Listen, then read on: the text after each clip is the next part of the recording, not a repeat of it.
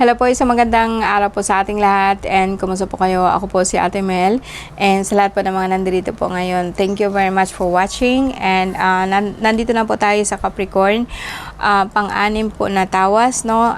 December 22 hanggang January 19 para po ito sa lahat po ng Capricorn. And guys, remind ko lang po sa inyo na pwede pong mag-resonate, pwede pong hindi. Hindi lahat po ng Capricorn is may sakit. Hindi po ang lahat ng Capricorn meron pong emotional problem.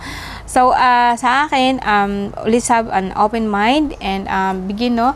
Tapos, pagbigyan po ninyo ako na dapat po nandito po kayo sa aking harapan and isipin po ninyo ang ating Santo Ara, no, and bigyan or kukuha po tayo ng lakas muna dito and please bow our head.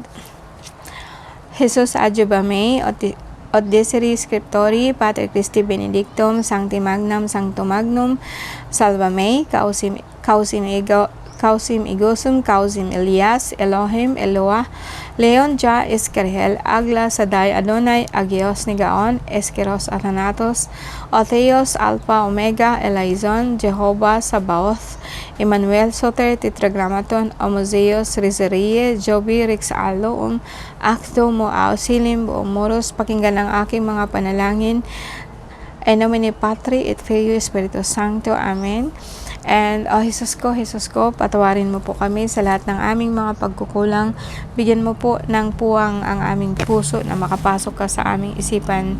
Amen po, amen. And Capricorn, December 22 hanggang January 19. Sa inyo po ang card po na to. I mean, nasa pang-anim na tawas po na tayo, no, Capricorn. And pardon my voice kasi medyo pagal na or pagod na po ako sa kasasalita. Pagal, sa Bicolano, pagal means pagod. And sa Bisaya ang pagod, kapoy. Kapoy na ko, kapoy na akong boses, pero andito pa rin po ako, no. Mamaya po alis na po kami, paakyat na po kami ng bundok. And ang bundok po namin is bundok ng Masaraga, dito po sa Bicol. Alright, so dito, no, maybe you wonder, so saan po kami natutulog? Guys, no, pag pumupunta po kami ng bundok, sa duyan po kami natutulog. And siguro ngayon, baka po mabigyan ko po ng magandang footage po ang aming pag-akyat, no. So, Capricorn, December 22 hanggang January 19. Oh, ba't ka galit? Galit ka na kaagad eh. Five of Swords and gusto mo nang makipaghiwalay. Sino ba yung kaaway mo and gusto mo nang umalis? Sino bang kaaway mo, Capricorn? Dito kasi parang ang sakit ng ulo mo. And but then hindi po siya sakit dahil po something meron kang sakit, kundi in the past po kasi para pong nagagalit ka and then you are thinking about are you going to stay or are you going. Then, ang lumabas po dito is Three of Wands, no? Gusto mo pong umalis. Ito ba, guys, emotional problem ito, no? Pwede pong sabihin po natin na nag-away kayo and gusto mo nang umalis, no? Tingnan natin ang pangduwang card mo. Uy, palalab talaga ang lumabas dito, ha? Sa lahat po na nandito. And pwede pong sabihin po natin, pero hindi naman po, magkabalikan naman kayo eh. So, ano po nangyari sa inyo, guys? Okay, puro problema, puro pera talaga. Sa sentro ng card mo is Five of Pentacles, no? Kung makikita po ninyo, guys, no? Gusto ko makita nyo ito. Alright, so etong guy na to, dalawa, pilay pa yung isa, nasa labas, parang yellow, wala silang ano, pero makikita mo yung bahay sa likuran nila.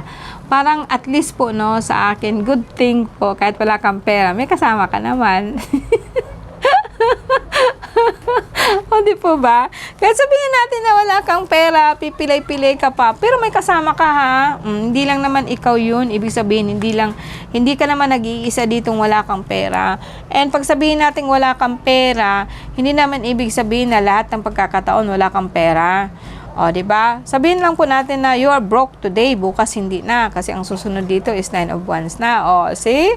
Kita nyo, guys, no? So, see? So, ano lang yan? Perspective lang yan. Okay, sa ngayon po, nag-away kayo, umalis ka. And, bakit ba? Nagsiselos ka o nagagalit ka? No? May nakita po kasi ako dito na parang gusto mo nang umalis or gusto mo na pong umalis sa kahirapan. Most probably baka ito. Baka hindi naman ito love life, guys, no? Ikaw lang to nakikipag-uso sa sarili mo, no? Kumbaga sa akin, nabibigatan ka na po, no? The devil, etong galit mo, baka naman po may bisyo ka. Kasi itong devil kasi, pwede po itong mag-consider po na bisyo, pwede pong addicted ka, baka po nasobrahan ka na po ng gastos. Or, ang sumunod kasi dito, guys, is like, parang, ano ba, yung, galit ka na kasi lagi ka na lang pong walang pera. Pwedeng gano'n, no? Emotionally baggage po, pagod ka na rin sa pamilya mo, parang lagi ka na lang pong, ikaw na lang po lahat, no? Wala pong natulong sa'yo. Ba't mo naman kasi bitbitin yan lahat ng problema mo, problema ng pamilya mo? Alam niyo guys, yung isa sa nakakahadlang po sa ano natin, paglago, yung pamilya natin. Not in a way, you think that I say cruelty or parang kumaga sa akin, kasi sa akin mahal na mahal ko yung pamilya ko eh. Parang kasing hindi siya sa ganitong paraan po, no? Sorry. Hayaan mo kasi yung pamilya mo na matuto. Hindi sa lahat ng pagkakataon nandiyan ka para sa kanila. Huwag mong ibuhos lahat ng pera mo, yung attention mo sa iyong pamilya. Alam mo ba kung bakit? Kasi they have their own karma. No? Tapos na ako dyan. Natuto na ako na dyan, guys. Kaya nga po, gusto kong i-ano sa inyo na bawat isa sa atin, meron tayong karga. And kailangan po nilang matuto in a hard way or a soft way. Ang sa akin naman, although nandito nga po ako para sa inyo, kasi nga, sabi ko nga, mahirap yung dinaanan ko. And mostly sa atin po, talaga pong we're struggling about money. And money talaga pong pinag-uusapan po natin, no? Hindi tayo mukhang pera, pero alam po natin na kailangan po natin to. And mali po kasi ang paniniwala natin paano po mag-manifest po ng pera. Kahit anong trabaho natin, guys, no, wala pong mangyari. We still ended up broke. Marami sa atin ang pamilya na nawasak, marami ang relasyon po na nawasak dahil po sa pera, maraming pagkatao natin na nasira dahil po sa pera. In fact, maraming pinatay dahil po sa kawalan ng pera. Bakit tayo ganon? Bakit tayo ganun? No? Ang sentro ng card mo talaga is you have no money. But at least I said, hindi lang po ikaw. So, ibig sabihin, marami talaga tayo. And etong journey na to is gusto kong iparamdam po sa atin na ang pera po nandyan na. No? Ang abundance po ng Diyos Ama is nandito na sa atin. Pwede sabihin ko kako na grabe na po yung nervous, pero wala pa akong makikitang sakit dito sa Virgo. Stress ka lang po talaga. Sabihin po natin galit ka, yes. Gusto mo na po makikipaghalay, go ahead, no problem po, no. And ito naman pong ano natin, sabihin po natin na buwan na kung saan po is giving you an peke baga to, peke. Pero ang sabihin niyo guys, no, ito. Magkaiba ang energy nito, pero almost the same. Ibig sabihin dito is kung titinin niyo parehas lang, no? Ang pagkakaiba lang nito is yung sa likuran po nitong dalawang babae is demonyo, ang isa naman dito anghel. Pero parehas lang po ang energy nila. Ang ibig sabihin nito, sa gitna po ng ating duality, like male and female po sa ating pagkatao na yung energy po natin, nandun po sa inyo kung saan mo siya dadalhin. Ito naman kasing nakatali po sila, nakabind po sila. Pwede naman nilang alisin to kasi open po yung kamay nila, bukas yung kamay nila. Pero kung titingnan mo kasi guys, no, etong dalawang devil na to sa likod nila, itong dalawa din devil na po dito, but hindi ibig sabihin ito na baliktad po siya. But mostly sasabihin ko sa inyo na anger, galit, selos, no, kaya po kayo nakikipaghiwalay. And then ito namang pong mind na to, nagsasabi po ni siya na wag na, dapat po mag-ano po kayo. Itong isa is like mayroon po siyang resources, itong babae is like tentasyon, ganito, ganyan, no, like the Garden of Eden. And then ito naman pong isa is like mayroon siyang tanikala or nakasabit po siya, nakaano po siya. Ito kasing sumunod dito sa the devil ay makikita ko dito na ikaw po parang binubuhat mo ang lahat ng trabaho sa bahay mo, which is actually nasa sa iyo yun. kung gagawin mo siya o hindi. Ikaw naman kasi po ang umako nun. Wala naman pong nagsabi sa iyo na dapat akuin mo. Ikaw po ang kusang umako po ng obligasyon mo sa pamilya mo. And dahil po dito sa Moon, sa maling paniniwala mo, maling tradisyon, maling pagmamalaki, na dapat ngayon magsakripisyo ka para sa may pamilya mo, bla bla bla, no? I don't think this is a good one. No? Kung ganito man lang ang buhay ko, kunin na niya ako. Okay? Kung ganito man lang ang buhay niya. But hindi kasi ako ganito mag-isip, no? I always think that kaya nga sinabi nila sa akin na I'm very workaholic, puro trabaho. Kasi ang iniisip ko kasi, habang nagagawa ko sa ngayon, ginagawa ko na. And hindi ibig sabihin na may pera ako ngayon, hihinto po ako sa pagtatrabaho. Hindi kasi ganun ugali ko, no. Ang ugali ko kasi is just like, kung magagawa ko siya itong ngayon gawin na. And hindi rin lahat ng pera ko ngayon, may pera ako ngayon, lahat uubusin ko ng gastos. No. Ang mentality po kasi natin ganon. Pero dapat po kasi, ang pera po natin, hindi yun para kumita ka, tapos gastusin mo sa once. Hindi po ganon. Yung magtrabaho ka po ng something na nakakatuwa ka, na ang kapalit po nun is pera, no? And siguro sa mga susunod ko pang mga video, ganun po gagawin ko sa inyo, na ganito po gawin natin kung gusto po natin ng pera. Ganito po ang gawin ninyo kung gusto ninyo ng trabaho. Ganito po ang gawin ninyo kung gusto niyo magkaasawa. Ganito po ang gawin niyo. Siguro nga ganito nga talaga ang gusto niyo yung ipaano.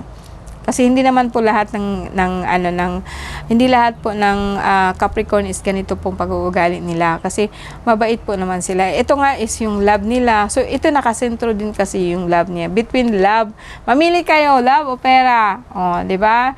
Kung mamili ka ng love, magtiis ka kasi mahirap lang po siya. Kung mamili ka naman, kung hihiwalayin mo siya, hindi mo naman pwedeng isipin na pangpupuntahan mo is mayaman na. Okay? So and then masasabi po natin na so meron ka pong palpitation, masakit po yung likod, and iba yung tawas ko kasi ngayon guys, kasi itong card ko, iba yung binabasa ko, no? Iba yung klaseng card to. And gusto ko kasing mag-focus tayo sa sarili natin. Life is good. And minsan nga lang tayong mabuhay, tapos maghihirap ka pa. Ano ka ba, no?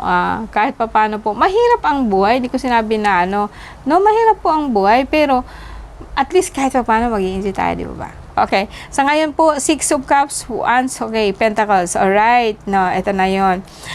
Parang sa akin, Capricorn, hindi ka naman masyadong sobrang galit ka, pero hindi siya in a bad way. Hindi siya yung parang masyadong negative ba. May positive lang naman po. Kahit pa paano po, kinakaya mo, then we are happy. Meron ka po mga tinago na pera, hindi nga lang po nagiging pera pa ngayon. May project kang gagawin. And although sabihin po natin na itong mga tao to, ang hihilig nila sa sumpa, no? Yung ang hilig po nilang magmura, no? Magmura po sila sa sitwasyon, parang ganun. May nagalit kasi guys, alam niyo no, ito guys, kanina pa ako, 'di ba? Involved dito ang love. Parang may nagalit po sa inyo na parang may nakikialam ba? Na may mga magulang na nakikialam, dapat kasi ganito ibigin mo, ganito nga, ganyan. No, masyado masalimuot, no. Pero sa akin guys, no, Capricorn, I will still you're still in a very good way. Maganda po yung alam mo, I can feel your energy. Maraming tao nakikialam sa'yo, but you are still happy. And pretend mo lang po na lahat po is okay. May pera ka po. Pag may pera ka, magbibigay ka. Kasi iniisip mo may darating naman eh. And parang ganun ang energy mo. You see this one. Parang sa akin, pag may nanghingi, bibigay ka lang. Bibigay ka kasi alam mo naman kasi mayroong parating. And guys, may problema ka po sa lahat po ng Capricorn. May problema ka po konti po sa atay mo, pero dahilan din po ito sa inom. So pwede pong super ka din sa bisyo. O sabihin po natin na kain ka ng kain, no? Ito yung bisyo din kapag hindi mo mapigilan po ang kumain. Iba din po talaga pong dinali ka o sabihin po natin nilasong ka sa orasyon, no? Ito yung makikita ko din po dito na meron po ikaw celebration. Siguro itong mga kahit pa paano po magsalo-salo po kayo ngayon parating po na Semana Santa. Okay guys, no, maganda naman po ang card po ng Capricorn, and good luck guys. See you again next week. And sa lahat po ng mga nandito, no, let us pray. Ito yung ano po ng short po ng Our Father, no, Our Father in Heaven. Okay, sa lahat po ng mga nandirito, no. Paternum Deum Christum Solumi Christatem Christum Igusum, Paternum Deum Christum Solumi Christatem Christum Igusum. Amen, amen. Alleluia, alleluia, alleluia. Okay, bless them, O Father, in the name of the Son, in the name of the Son, the Holy Spirit, amen. In the name of the Son, the Holy Spirit, amen. In the name of the Son, the Holy Spirit, amen. Alright po. Okay. Alright, so sa inyo guys, no, maraming salamat po and magandang tanghali. Hapon na po pala, no. Kanina pa kasi ako umaga guys, no. Okay, see you po.